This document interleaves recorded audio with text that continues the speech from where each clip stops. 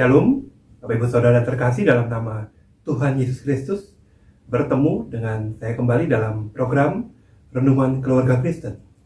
Kita bertemu pada hari ini di hari Natal 25 Desember 2025. Bersyukur kepada Tuhan kita boleh ada di Natal hari ini. Sebelum kita merenungkan firman Tuhan, mari kita berdoa. Bapa kami dalam surga, kami berterima kasih karena kasih Tuhan kami boleh ada di hari ini. Terkhusus lagi kami boleh ada di Natal tahun ini. Terima kasih banyak Tuhan Yesus, Engkau izinkan kami boleh ada di tahun ini, di Natal tahun ini. Kami memuji Tuhan untuk kesempatan Tuhan berikan. Biarlah Natal tahun ini kami boleh meresponi dengan benar bagaimana Yesus lahir untuk kami, Yesus hadir untuk kami, Yesus untuk datang untuk kami semua. Biarlah respon kami benar, bukan respon yang salah Tuhan. Berkatilah kami Tuhan Yesus. Berbicaralah kepada kami melalui firman Tuhan hari ini. Dalam nama Tuhan Yesus kami berdoa. Amin. Bapak Ibu Saudara yang terkasih, polemik tentang Natal ternyata bukan ada hari-hari ini saja, tetapi sudah ada sejak dahulu kala, bahkan sejak kelahiran Yesus yang pertama.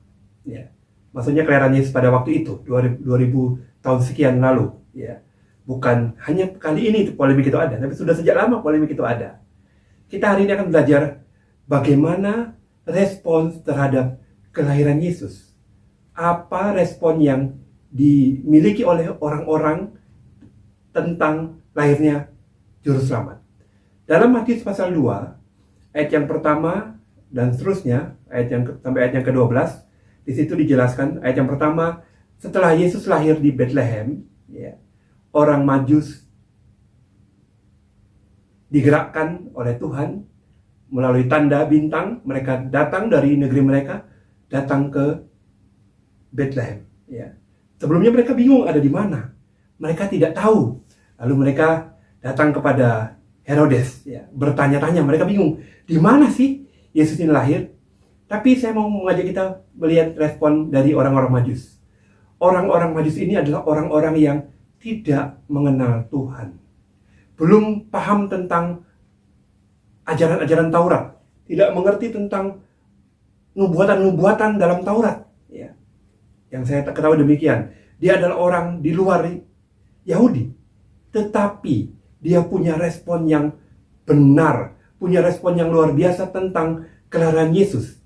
Ya, ada bintang yang muncul yang mereka rasa memberi panggilan kepada mereka untuk mereka datang ke sana. Ada seorang raja yang datang, ya. Lalu mereka bertanya-tanya pada Raja Herodes. Respon ini luar biasa. Mereka datang dari jauh, Bapak Ibu. Kurang lebih diperkirakan ada 1000 km perjalanan mereka. Mereka jujur, mereka luar biasa mengorbankan tenaga mereka, mengorbankan waktu mereka, mengorbankan banyak hal dalam diri mereka untuk meresponi kelahiran Yesus. Bapak Ibu, perhatikan ya, orang Majus ini ahli perbintangan. Kalau mereka melihat bintang, tidak mungkin mereka bisa melihat siang hari. Berarti mereka harus jalan di waktu bintang itu ada, terlihat oleh mata mereka. Ya, berarti malam atau sore hari, sore atau malam hari. Perjalanan di padang gurun itu banyak tantangannya. Banyak penjahat, banyak perampok, ya. Banyak orang-orang yang akan merampok mereka, menjahati mereka. Dan malam itu cenderung dingin di padang gurun kan, di negeri di Timur Tengah itu. Dan itu mereka lakukan karena mereka memenuhi panggilan Allah melalui tanda yang mereka lihat. Respon mereka benar. Respon mereka, sekalipun mereka belum paham benar, belum mengerti benar, tapi mereka memenuhi panggilan Allah melalui tanda yang Tuhan berikan lewat bintang itu. Itu respon yang luar biasa yang kita boleh pelajari. Mari kita belajar dari orang Majus yang memiliki respon benar terhadap kelahiran Yesus Kristus. Berbeda dengan Raja Herodes. Dia terkejut, betul dia terkejut. Ya. Karena ada seorang raja yang lahir. Waduh, ini sainganku ini. Ada raja yang datang.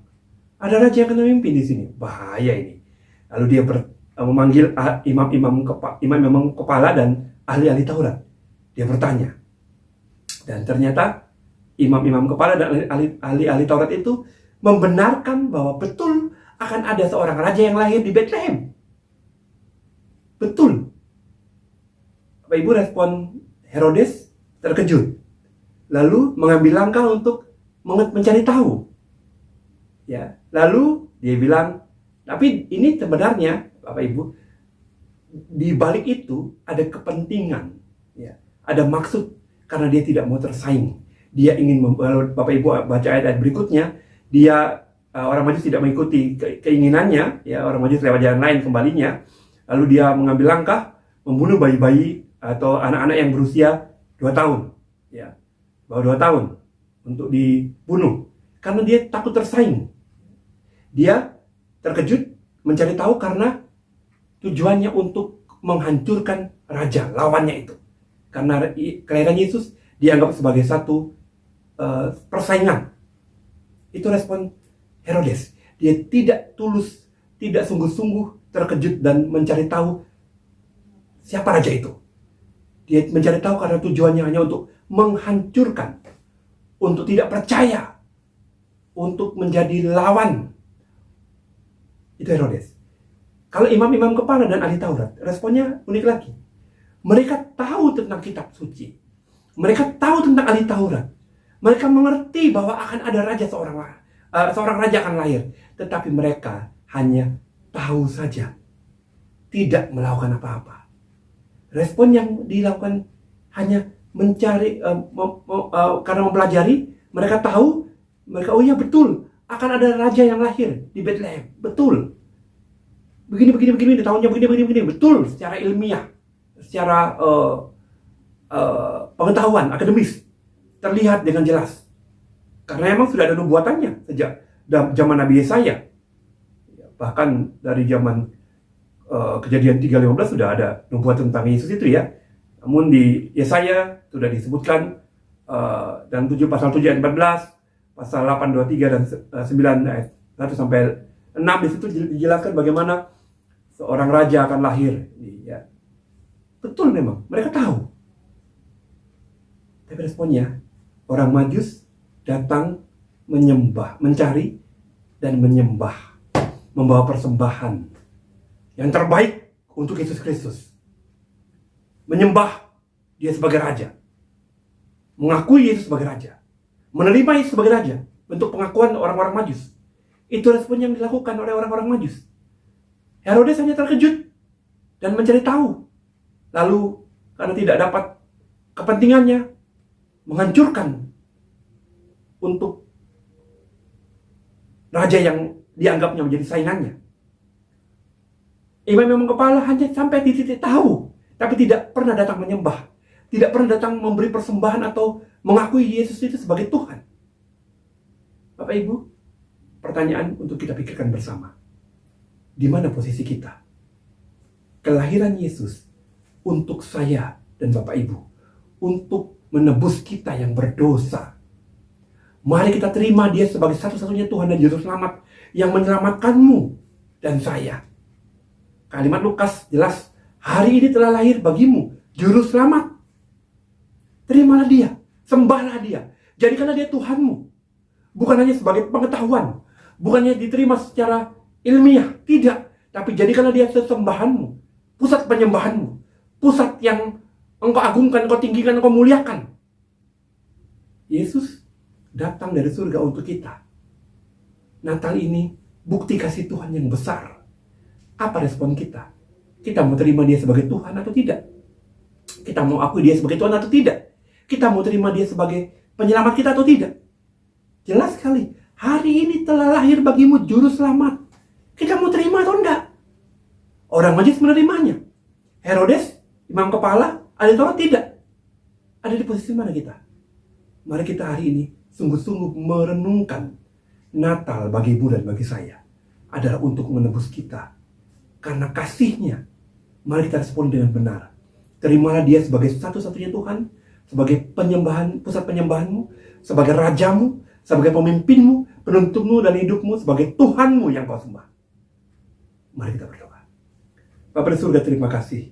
Firman Tuhan hari ini tegas mengajar kami bahwa Engkau datang untuk kami.